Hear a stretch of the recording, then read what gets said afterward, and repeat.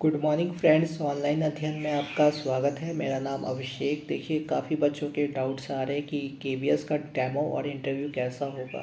तो मैं पहले बता दूं कि मैं इससे पहले एडहॉक टीचर के लिए केवीएस सुल्तानपुर पीजीटी और केवीएस अयोध्या, जो कि फैज़ाबाद के नाम से जाना जाता है, उसमें पीआरटी के लिए अप्लाई किया था। तो 2 बार मैंने इंटरव्यू दिया है। उसके बेस पर मैं आपको थोड़े से जो नॉलेज है वो दे सकता हूँ, जिससे आपको पता चल जाएगा कि कैसा इंटरव्यू होगा और डेमो क्लास होगी। बात की जाए डेमो क्लास की, तो डेमो क्लास में सबसे पहले आपको अपना इंट्रोडक्शन देना होगा कि मेरा नाम ये है और आज मैं ये पढ़ाने जा रही हूँ।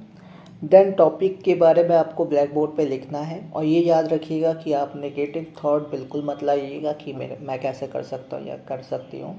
ठीक है, इसमें आपका क्या है, आपका जो फेस एक्सप्रेशन है वो गलत हो जाता है। थोड़ी सी स्माइल रखिएगा, हम्बलनेस होनी चाहिए। और पढ़ाते वक्त हरदम ये याद रखिएगा, अंदर एक जो डर होता है ना, वो बिल्कुल ख़त्म करके जाइएगा। मेरे को पता है, क्योंकि जब जैसे जैसे इंटरव्यू के कैंडिडेट आगे बढ़ते जाते हैं, आपका नंबर आते जाता है ना, दिल की धड़कन बढ़ने लगती है और अंदर जाने के बाद इंसान थोड़ा सा नर्वस हो जाता है। तो याद रखिएगा कि आप ये मान के चलिए, आपसे बेहतर कोई पढ़ा नहीं सकता। बात की जाए पढ़ाने की, तो आप जितना सिंपल तरीके से पढ़ा सकें वो उतना अच्छा होता है, कि आपको बच्चों को समझाना है। आपकी नॉलेज उतनी मायने नहीं रखती जितना आपका एक्सप्रेशन मायने रखता है, जितना आपका मतलब कन्वर्सेशन जो होता है, कनेक्टिविटी बच्चों के थ्रू बनती है। और उसके लिए जो सबसे बेहतर काम है कि आपको कुछ क्वेश्चंस बीच बीच में पूछते रहना है, कि मतलब क्लास का माहौल बना रहा है। ठीक है, वहाँ पे तो वैसे मेंबर्स होंगे, उनसे ज़्यादा क्वेश्चंस नहीं पूछा जा सकता, बट आपको एक कनेक्टिविटी बना के रखनी है। ज़्यादातर जो है मेंबर वो खुद ही बीच बीच में क्वेश्चंस पूछते हैं, तो आपको उसके जवाब देने हैं और उस अच्छे तरीके से, ब्रीफ तरीके से देना है। ठीक है, तो उसके बाद बात की जाए, जब आप पढ़ा रहे हैं उसके बाद कुछ क्वेश्चंस पूछते हैं, तो उससे आपको एनालिसिस हो जाता है कि बच्चों को समझ में आ रहा है कि नहीं आ रहा है। ठीक है, देन दूसरी बात की जाए कि चैप्टर्स को डिवाइड करके पढ़ाना। मतलब अगर आप पढ़ा रहे हैं ना, तो बीच बीच में आपने जितना पढ़ाया है उसके बारे में आपको समझना है कि आपने जितना पढ़ाया है कि बच्चों को समझ में आया है कि नहीं। तो थोड़ा सा पीछे जाके, मतलब आपने जितना पढ़ाया है उससे 2-4 क्वेश्चन पूछ के देन आगे पढ़ाना शुरू करिएगा। इससे आपका क्या है कि एक तो कन्वर्सेशन जो हो रही होगी क्लास में, वो माहौल बनेगा आपका, उससे आपके नंबर बढ़ेंगे।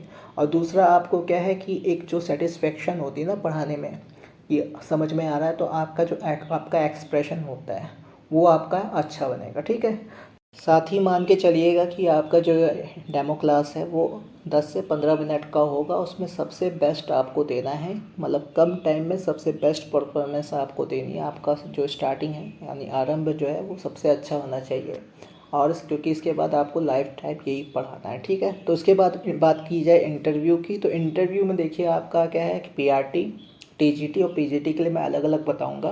कि पीआरटी में जब एंट्री करेंगे आप, और उसके बाद जब क्वेश्चंस होंगे ना, तो आपके सीधा एनसीईआरटी बेस होंगे।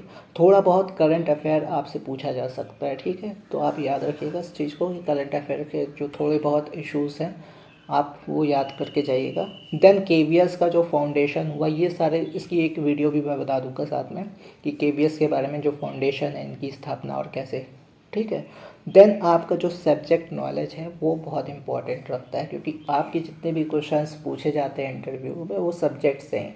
पीआरटी में पीआरटी लेवल से क्वेश्चन पूछा जाता है। ठीक है, टीजीटी की बात की जाए तो वहाँ पे direct question plus concept based questions पूछे जाते हैं। ठीक है, थोड़े बहुत कंसेप्ट होंगे और थोड़े बहुत डायरेक्ट क्वेश्चन पूछे जाएंगे।